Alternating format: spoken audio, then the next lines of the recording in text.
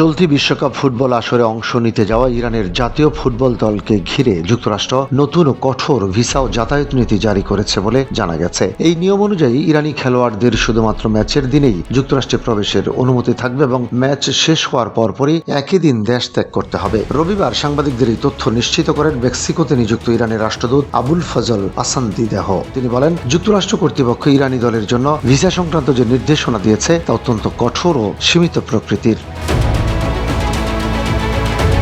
রাষ্ট্রদূত আরও জানান, আমাদের কেবল ম্যাচের দিন সকালে যুক্তরাষ্ট্রে প্রবেশ করতে দেওয়া হবে এবং খেলা শেষ হলেই একই দিন ফিরে যেতে হবে। এই ধরনের বিধিনিষেধকে তিনি ইরানের ক্রীড়া দল পরিচালনার জন্য জটিল ও অসুবিধাজনক পরিস্থিতি হিসেবে বর্ণনা করেন। বর্তমান সূচি অনুযায়ী বিশ্বকাপে যুক্তরাষ্ট্রের মাটিতে ইরানের 3টি গ্রুপ পর্বের ম্যাচ অনুষ্ঠিত হওয়ার কথা রয়েছে। এর মধ্যে 2টি ম্যাচ ক্যালিফোর্নিয়ার লস অ্যাঞ্জেলসে এবং 1টি ম্যাচ ওয়াশিংটনের সিয়াটলে অনুষ্ঠিত হবে।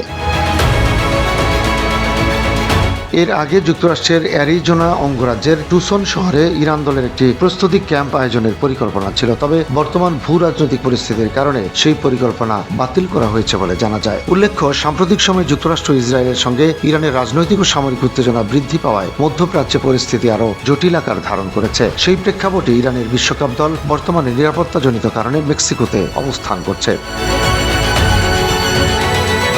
বিশ্লেষকদের মতে বিশ্বকাপের মতো আন্তর্জাতিক ক্রীড়া আসরে এ ধরনের কঠোর বিধিনিষেধ রাজনৈতিক উত্তেজনার প্রতিফলন, যা খেলাধুলাকেও ভূরাজনৈতিক প্রভাব থেকে সম্পূর্ণ আলাদা রাখতে পারছে না।